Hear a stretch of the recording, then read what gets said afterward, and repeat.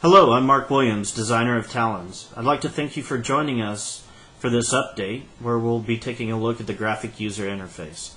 The first thing you'll notice is that it's a sterile environment, and that's by design. We've been focusing on getting the functionality down correctly. The final look of the GUI will be decided by a contest where our supporters can send in their ideas and artwork, and the winner will have their name prominently displayed on the Talons production version of the graphic user interface. For tonight, we're going to go ahead and focus on creating a new profile and some of the functionality inside the macros.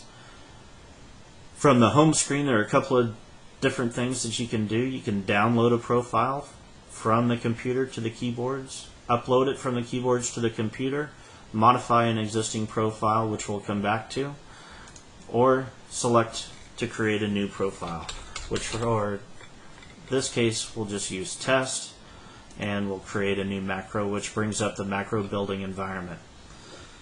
From here, you can input your macros a couple of different ways. You can use the virtual keyboard. You can type it directly into the macro control matrix, or you can use your external keyboard or a combination of all three.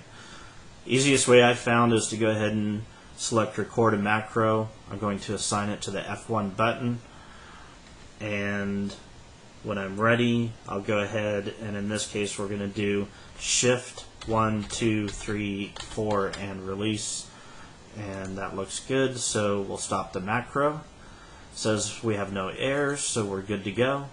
And as long as we like everything here, we'll save that macro.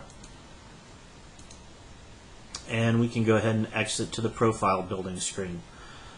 Here you'll see that we have our test profile. We have our macro assigned to the F1 button. We'll save that to the PC, and we'll exit, and we can download that profile to the keyboards for use in-game. But let's say that there are a certain amount of time that it takes for the first action to happen before you press the second button. So we want to go back in and we want to modify that macro that we just created. We'll select it since it's still on the PC. We see that we've selected the F1 macro. A couple of things here. You can either view the macro, which it just shows it in the macro matrix here, or you could actually create a new macro from here, or in this case we want to modify this macro. Now here we have shift down, and typically for down states I use about 200 milliseconds, and what that says is from the time the shift button is pushed down, there's a 200 millisecond delay before the next command, which is to push the 1 button down. And once again, since it's a down state, I'll use 200. And we're going to leave that button down for 200 milliseconds, and then we want the 1 button to come up. And this is really the key time delay, because this is the time between the 1 button being released and the number 2 button being depressed. So let's say your first action takes about 3 seconds to complete before another button could be pressed. So here we'll put in 2800 milliseconds. These two combined will make 3 seconds, and so you have a 3-second delay from the time that the 1 button is pushed to the 2 button being pushed. And then we can go ahead and adjust the rest of these. Let's say this one's going to take 1 second. This one's going to take 1.5 seconds.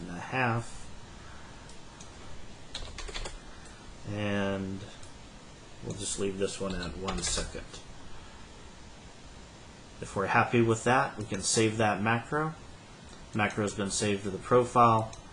You can exit that just to make sure that it's saved. We'll save that profile again, or exit. We're back to the main screen, and you can download that profile to the keyboards. Hope you've enjoyed this update. I'd like to take this opportunity to thank you for all of your donations and for your support. and keep an eye out for our next update.